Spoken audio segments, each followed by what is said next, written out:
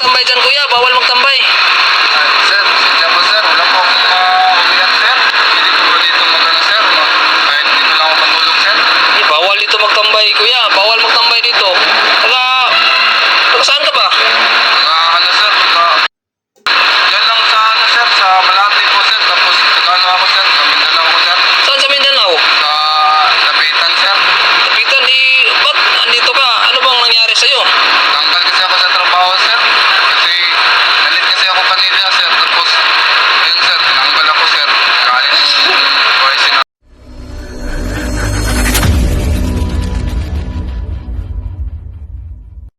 What's up guys? Welcome sa Riddles TV. 14 years more or less bilang security officer, security guard, no? Ang ating topic guys ay isang security guard biglang natanggal, ano? Doon sa pasyon na nating yung entry natin, no? So, pag-usapan natin guys para alam ko walang nanonood nga. Pero kung may dalawa, apat na mabigyan ng linaw, ay malaking bagay na sa akin. So bago ang lahat guys, baka magulat kayo. Mahabang buhok, rockers, may earrings, nakasando, mukhang tambay, mukhang ano to, mukhang rock lang ang datingan natin at hindi mukhang security officer, security guard dahil ako ay isa nang retired na po ako. Palagi ko pong ini-intro yan kasi nga yan ang palagi kong natatanggap na basher. Hindi ka mukhang security guard, hindi ka mukhang officer, bakit ganun ka, no? So, ako ay retired na, matagal nang hindi nakapag-duty, no? Freelance na tayo. At gumagawa ako ng mga video tulad nito para magbigay ng kaalaman, advices, guidance para sa mga security guard na bago na kawawa, kumbaga nakukuhan ba, na liligaw ng landas. O, punta kayo sa channel ko, ayan, no? Pumunta kayo sa playlist. At pagdating sa playlist, ayan, no? Ayan, no? O, ayan. Security Matters. Walang nanood sa mga video ko dyan. Kita nyo, marami na ang 20 piraso. Pero for sure, marami ako natatanggap na mga comment. Sir, idol, thank you. Kahit na kuhan, sir, salamat sa kuhan. 2, 3. At kung nagagabayan natin, ang laking bagay na. Lalo na kung may magkukomment siya, sir. Nasa maayos na ako ng kalagayan, sir. Bilang security dati, sir, ngayon ay nandito na ako, no? No, nandito na ako, sir, sa aking kalagayan ngayon. Guys, bakit ako nagpapahaba ng buhok? Bakit ako parang tambay-tambay ang dating? At hindi ako nagpapakita na disente ako, maganda buhok ko, kuan yung kagalang-galang yung dating ko. Bakit hindi ko pinapakita sa mga video ko yan? Para ipakita ko sa inyo na wala na yung mukha ko sa gwardya. Pero nabuhay kami sa gwardya. Nabuhay kami sa gwardya. Wala na yung mukha ko bilang gwardya. Free na ako. Dahil nakawala ako sa kuko ng agila bilang empleyado, bilang security guard, no? Kaya yan ang pinapakita ko sa mga viewers ko na siguro yan ang dahilan din na walang nanonood at walang bumibilib sa mga sinasabi ko. Pero guys, kung makikita nyo ang mga video ko, walang script. Wala akong script, wala akong hinahawakang mga anuman kasi galing sa puso't isip yan. Dahil pinagdaanan ko lahat ng sinishare ko sa inyo. No? Kaya yan ang gusto kong ipakuan. Kaya wala mang manonood, basta may mahalihaw tayong 2, 3, okay na sa akin yon. Okay? So, simulan natin. Doon sa video guys, hindi ko alam kung content lang ba yon o totoong nangyari. Pero alam ko content kasi imposible yun eh. Napaka-imposible. But sa totoong buhay nangyayari yon, no? Isa siyang security guard na natanggal sa trabaho. Taga Zamboanga daw siya, no? So, bigla siya natanggal sa trabaho at wala siyang mauwian. Napunta siya sa kalye, no? Nakita ng vlogger, ginawang content, kunwari nagpaalam na i-upload para daw malaman doon sa mga pamilya niya. Okay? So, ganoon na nangyari sa kanya. Okay, ganito yan guys, no? Ang pag-duty ng gwardiya ay palagi kong alam sa mga gwardiya na hindi tayo regular. Hindi tayo regular at unang-una tayo ay madaling palitan. No, madaling palitan at hindi nangihinayang ang kumpanyang palitan tayo, lalo na kung wala tayo sa ayos sa trabaho. O kahit konting mali lang, pwede na tayong palitan kasi demand ang gwardiya, ang security guard, ang madaling pasukin, demand sa Pilipinas. So, isipin nyo, ilang milyon ang gumraduate sa kurso ng criminology. Ilang milyon graduate sa HRM, ilang milyong graduate sa mga kurso at mayroon pa mga high school, mga graduate sa senior high. Walang makuhang trabaho yan at mga bata yan. Kaya nagtatambakan yan sa trabahong security guard. Kaya yung mga agency, especially yung mga kumpanya, sandaling-sandali lang nila palitan ang kanilang mga security guard. Ang tawag doon, come and go ang mga gwardiya.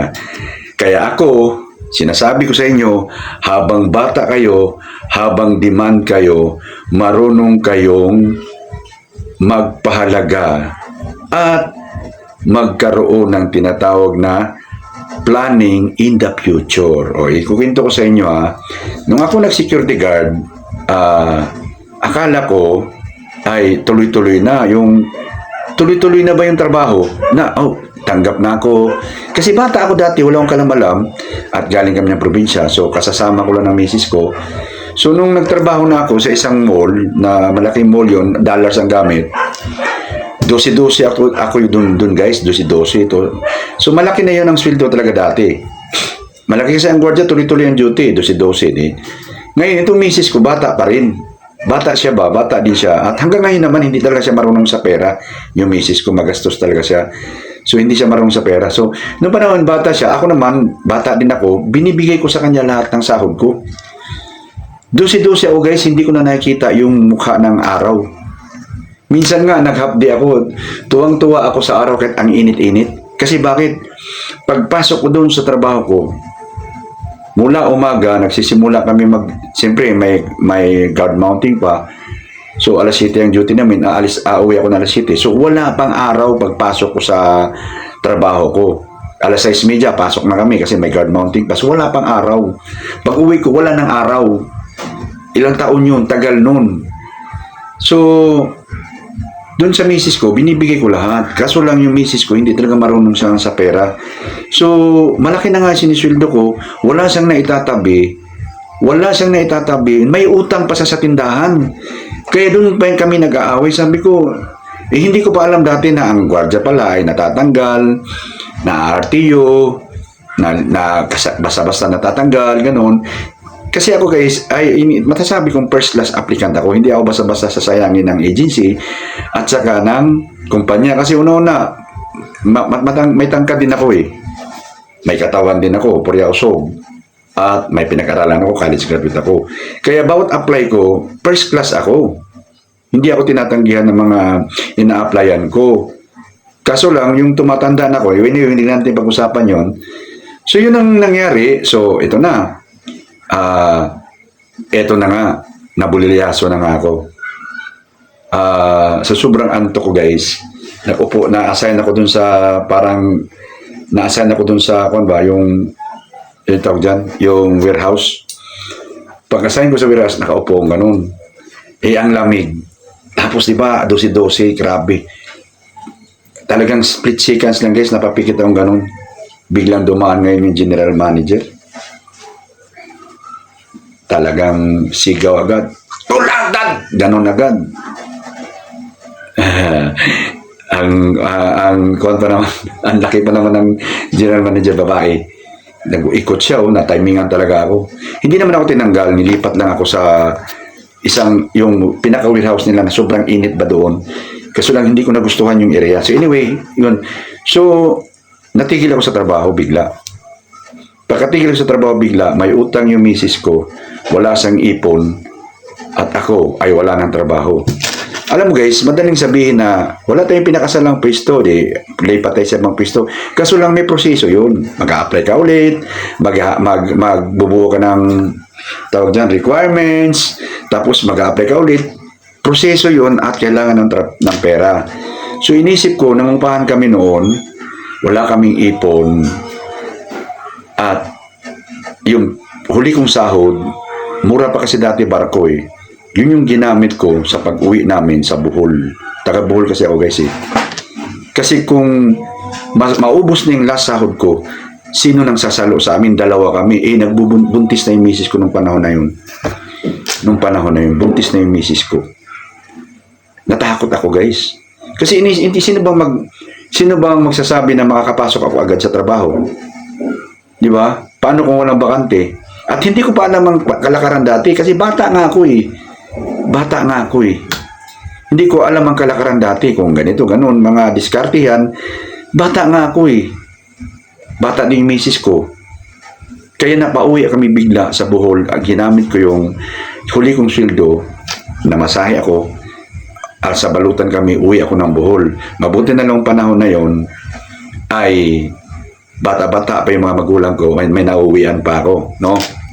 Anyway, bakit ko kinikwento sa inyo to? Yun na nga, pag ubus-ubus at hindi ka marunong talaga tinatawag subi o magtabi at hindi mo pinaghahandaan ang tinatawag na unos, bagyo ng pag-duty mo, ay ganun ang mangyayari sa inyo. Especially kung nandito kayo sa Maynila. No? Isipin mo, ang gwardiya ay bigla-biglang natatanggal yan. Bilang naalis sa trabaho yan. Tapos inubos-ubos mo yung sildo mo, hindi ka marunong magtabi, sakali ka pupulutin. Nangyari yan sa kasama ko rin, na yung kasama ko kasi, puro utang siya. Puro siya utang. Yung sildo niya halos walang nakatira dahil puro bayad ng utang. Ngayon, yun ang pinag-awayan nilang mag-asawa, at nung panahon na yun ay napuno yung asawa niya, iniwan pa sa kanya yung 3 niyang anak. At ito pa nangyari dahil iniwan siya ng asawa, walang nag-alaga sa anak niya, na absent siya, nagkaroon siya ng mga tinanggal siya sa trabaho, at yung sweldo niya ay wala naman siyang suswelduhan kasi nga puro nga utang siya. At nangyari, pinaalis siya sa kanyang tinutuluyang kwarto, nangungupahan pa siya eh. At yun na nga, dahil walang-wala siya, pumunta siya sa pinsan niya, nakituloy siya doon sa pinsan niya, at pinarangka sa san, hindi ka pwede rito kasi maliit lang yung kwartang inupahan namin. Siyempre may dala siyang mga bata, anong gusto niya mangyari? Magtrabaho siya, iwan niya sa pinsan niya, ano siya, siniswerte? Di ba? Yun ang sinasabi ko, kung mali ang diskarte mo sa buhay, ay walang pakialam sa iyo ang mga tao sa paligid mo. Ikaw ang magsasuffer. Tita mo naman kung gaano ka kakawawa kung sakali ka madadampot dahil hindi ka marunong sa iyong pag-duty ng security guard, no? So, ano ang dapat gawin natin, no? Ito ang purpose ko, bakit ako may taong sumisigaw sa labas. Ito ang purpose, bakit ako gumawa ng video na to, para mailawan ko ang kaisipan ng mga security guard, especially yung mga kabataan, no? So, nung nangyari na guys, natakot ako, nung natanggal ako, umuwi ako sa Bohol. Buntis yung misis ko noon, at doon ko din naranasan ang katotohanan na hindi na ako bata na doon ako sa nanay ko, makikikain at makikituloy. Kasi bata pa ako sa dati, kakalabas ko lang sa totoong buhay eh. So, bulag pa ako sa katotohanan. So, akala ko na pag-uwi ko sa nanay ko at tatay ko, akala ko, the same pa rin yung pagmamahal nila sa akin. Nung malit pa ako na lahat ay provided. Pagkain, kuryente, tubig, tirahan. Hindi na pala, ininsulto ako ng tatay ko. Sinabihan ako ng tatay ko na pinaaral na kita, pinakain, pinalaki, pinihisan. Instead na makatulong ka, wala ka pa na itulong, tapos ngayon magpapabigat ka pa sa akin. Saan ba yung utak mo nakalagay? At saan ba yung hiya mo nilagay mo? Talaga para akong nabuhusan ng mainit na tubig na hindi mo maintindihan sa tatay ko ba to? Nasabi ko. Pero na-realize ko ngayon tama yung tatay ko. Kasi kung hindi niya ginawa yon, hindi ako matatauhan. So, iba talaga pag lalaki sa lalaki mag-uusap, ano? Hindi tulad ng nanay, lambot ng nanay, eh. Nung sa lalaki kami nausap ng tatay ko, tauhan ako, eh. So, yun, na-realize ko, bumalik ako sa Maynila pa. Pwede ba ako makahingi ng konting tulong? Babalik ako sa Maynila, tapos itry kong ayusin ang buhay ko. Kasi hindi ako pwede sa Bohol, wala akong makitang trabaho dito kasi wala kaming connection, hindi ako pwede magtrabaho basta wala kaming kilala, walang kilala tatay nanay ko kasi wala naman din kaming connection, eh. Ordinaryong tao lang kami din sa Bohol, eh. So ngayon, bumalik ako na Manila, doon ako nagkaroon ng idea, doon ako nagkaroon ng pagkakataon na maintindihan ang emergency fund, savings, at investment account. So, iniwan ko muna misis ko, ako ang nagtrabaho, at pinapadalhan ko na yung misis ko. Hindi ganong kalakihan, nagre-reklamo nga misis ko. Yun nga ang dahilan bakit kami halos maghiwalay kasi nga sobrang daw liit ang pinadala ko. Hindi niya alam na nagbi-build na ako ng pundasyon sa Maynila. Kasi inisip ko sa Maynila talaga ang pundasyon ko, hindi pwede sa Bohol, no? Kasi wala akong mapagkitaan doon.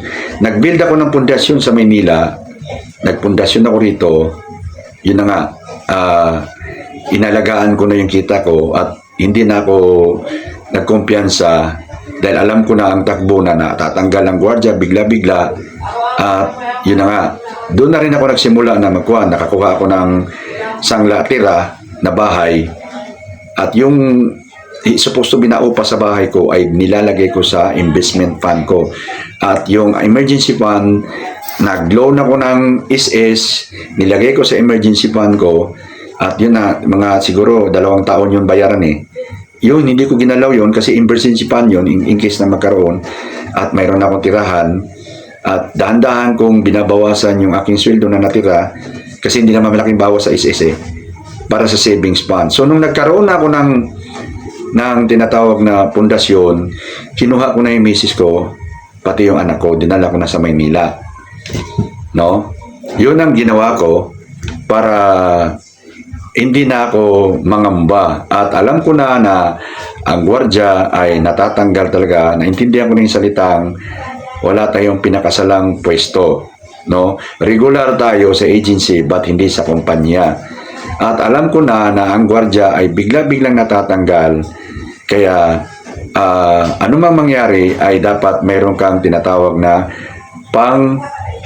makasalo sa'yo kung anumang problema. Noong mga panahon na ngayon, guys, ay marami pa akong bisyo. Naninigrilyo ako, umiinom, nang-chichicks din, ng babae. Hindi na mawala. Susugal din, minsan-minsan. Sabong kasing sugal ko, eh. But, dandaan ko ng dinisiplina ang sarili ko. Kasi kung hindi ko didisiplinahin, ako lang din ang kawawa. Ako lang din ang... Isipin mo, kung may anak akong... Kunwari, anak ko marami, di ba? Kung ingot-ingot ako na tatay, magiging ingot-ingot din yung mga anak ko. Mga babae, mga anak ko, guys, eh. Maaring wala silang dangal sa mga mata ng lalaki at pwede silang bastos-bastusin na lang ng basta-basta kasi ingot-ingot yung tatay nila. So, dahan-dahan kong inintindi na kailangan kong ayusin ang kapirahan ko at ang mga bisyo ko at dinisiplina ko na ang sarili ko para hindi maging kawawa ang magiging kalagayan namin. At ang misis ko hanggang ngayon, hindi talaga marunong sa pera. Kaya ang ginawa ko, kinontrol ko na lang. No? Hindi pwede ang mga misis na ibigay mo ang 100% sa kanila. So, mag-aaway kayo niyan kung hindi niyo kukunin. So, ginawa ko, humingi na lang ako ng 20% sa sweldo ko at doon ako kumuha. Dahan-dahan akong nagninegosyo kung ano yung mga kikitang negosyo. Yung 20%, kunwari may 100, may 20 pesos kasi 80. Hindi pwedeng ang misis ay konti sa kanya kasi siya ang nagbabayad ng kuryente, tubig, mga gastusin sa bahay, ganon, at mga ano pa. Kaso lang, pagdating sa nagkakasakit yung mga anak ko, ako nang sumasalo. Basta na lang siya magsasabi, "Uy, nandito kami sa ospital, kailangan mo ng 10,000. Kailangan mo ng 8,000. Oh, kita mo yung mga misis ganon. Kung ingot-ingot akong lalaki, di ba? At isa pa, guys, ako ay hindi, naopera ako. So hindi ko pa alam gamitin yung PhilHealth dati. No? Hindi ko pa alam gamitin yun kasi tanga-tanga pa nga di ba? But nung nakita ko na, malaking bagay pala ang PhilHealth. Hanggang ngayon guys, ay buhay na buhay pa ang PhilHealth ko. Ka-opera lang ng misis ko at gumastos ako ng 150,000. 200 lahat kasi 2 beses na opera eh. Nasa FB page ko ang kwento na yan. Kung gusto nyong kung gusto nyong patunayan na totoo ang sinabi ko kasi baka sabihin nyo nagsisinungaling ako. So 200,000 mahigit 200,000 almost ang naging gastos ko dun sa operation ng asawa ko. Recently, yung bag pa lang. Pero malaking bagay ang ginawa ng PhilHealth, no? So nakabawas. So yan ang sinasabi ko guys na paano kung ikaw ay may pamilya tulad ni Kuya, no? Alam ko inubos-ubos niya yung sweldo niya. Isipin mo, natanggal lang siya. Mag-isa na nga lang siya. Wala pa siyang anak, wala pa siyang pamilya, walang asawa. Kasi may mga gwardiya kasing yung stay in. Stay in ka ba? So dahil stay in ka, wala kang binabayaran ng tubig, wala kang binabayaran ng ilaw, wala kang binabayaran na rental. Guys, yung sis Kuya ay siguro stay in, no? So nung tinanggal siya sa trabaho, alis siya sa bahay, wala siyang perang iniwan kasi nga ubos-ubos siya. Saan yung bagsak niya? Sa kalye. Isipin mo, ang lakas-lakas mong tao. Di ba? Sa kalye. At saka ito pa guys, ang security guard, pag natanggal yan, minsan nagre-renew ng mga requirements yan. Ang requirements ngayon guys ay mahina ang 2,000 mahigit. Ang 2,000 mahigit, kung tutusin, napakaliit na halaga lang. Pero pag once na nag-zero balance ka sa pitaka mo, ang laking halaga at ang hirap kitain ang 2,000. Ilang araw yan? Kung minimum ngayon, 3 araw yan. Ano, bawas pa sa pagkain, pamasayo naman. Kung kikitain mo siya. No? So, tayong mga gwardya, maintindihan natin yung hindi tayo regular. Anytime, pwede tayong matanggal. Kaya marunong tayong magsubi pag nangyari yon, especially kung may anak at asawa ka. Example, kung may anak ka, tulad na nangyari doon sa sama ko, damay-damay yung anak mo sa katangahan at kapabayaan mong ama ka. Gwardya ka ngayon. Isipin mo, tulad ako, babae mga anak ko, kung ingot-ingot ang kaisipan ko at ang pagdadala ko sa pamilya ko, walang dignidad ang mga anak ko. Bakit? Nasa kalye kami, nakatira kami sa kalye. Anong dignidad ang merong mga anak ko? No? So, kailangan guys, itong video na to ay magigisingan ang mga taong pabaya sa pera. No? Pabaya sa pera. At hindi marunong magsubi.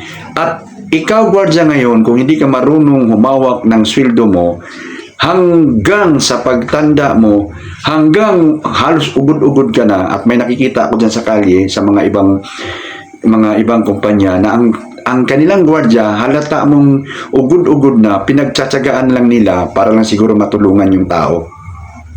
At nangyari din sa akin yan guys, sa kumpanyang pinagdutihan ko, na nagrally yung lahat ng gwardya doon, na hindi ako sumali kasi alam kong bawal yun, natanggal lahat yun. May mga may edad doon na natanggal din. Nabalitaan ko, nakatira na lang sa tricycle kasi nagta-tricycle. Ang asawa inuwi sa probinsya. Mga ganon, ang iba, basta ganon. Paghahandaan natin yan.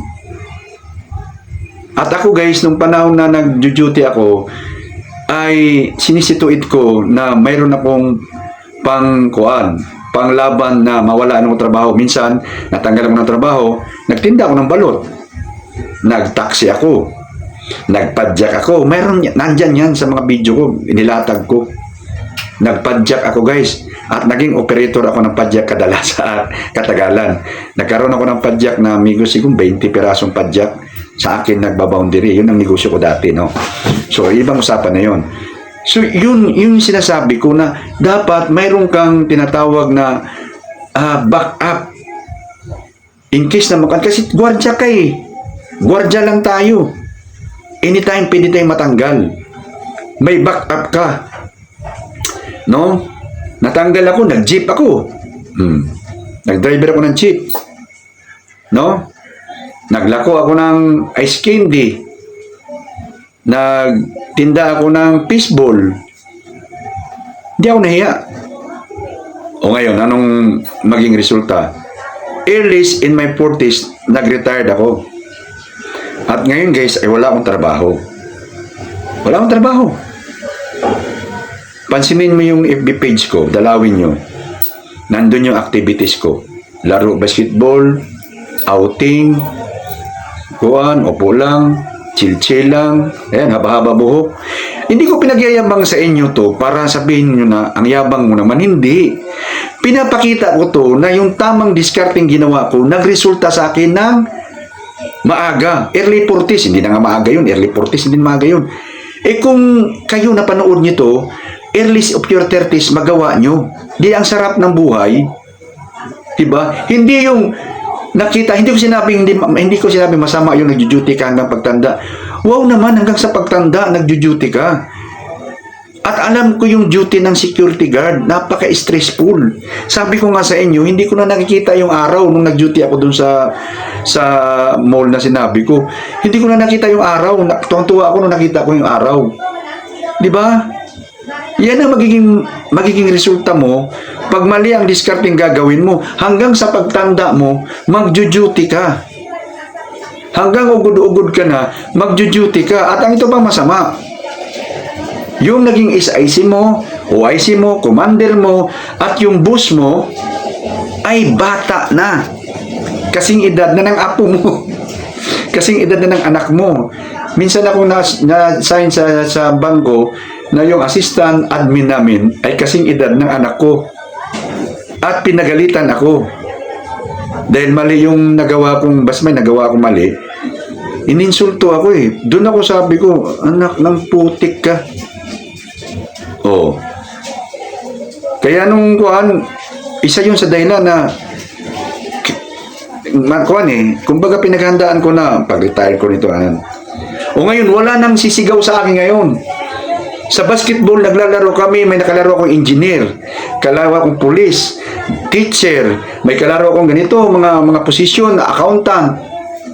Pagdating sa basketball, banggaan kami. Hindi kami tulad nung naglalaro kami, nung naglaro kami basketball, pag nag-lay-up yung manager, ang depensa mo, nakamadaan, masagi, delikado, mahirap na. Di ba? Ngayon, pare-pareho, tabla-tabla kami, wala akong trabaho, bakit?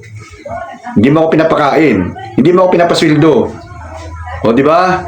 Ganun yun. Yun yung tinatawag na achievement sa buhay.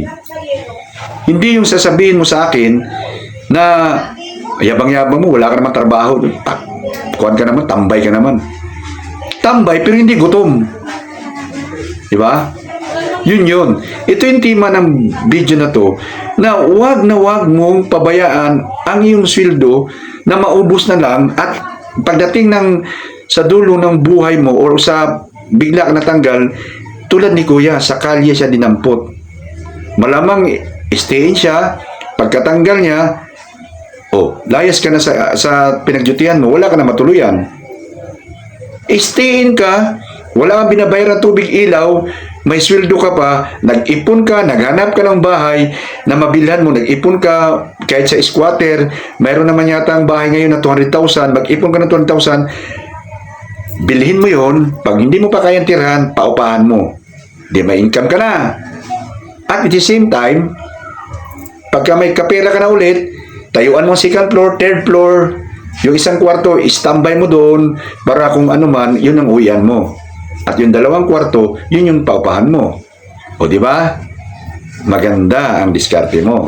Hindi yung naka-duty ka, ubos-ubos biyaya, babae dito, sugal dito, bisyo dito.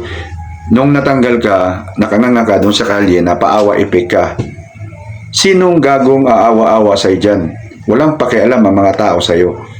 At kung ano may naging resulta sa buhay mo, resulta ng iyong gawain sa sweldo mo. Okay guys? So I hope guys na huwag na natin pahabain to. I hope na magbigay sa inyo ng leksyon to, learning, mabigyan nyo ng like. Pero kung hindi, dislike the video guys. Dislike the video. Yun lang. I hope na yung mga papanood nito, magpanoorin din yung mga ating ads.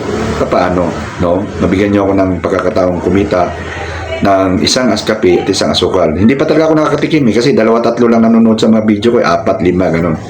So yung baguhan guys, baka pwede nyo pindutin yung subscribe button, idamay nyo ng notification bell at kita-kita tayo sa next video. Bye-bye!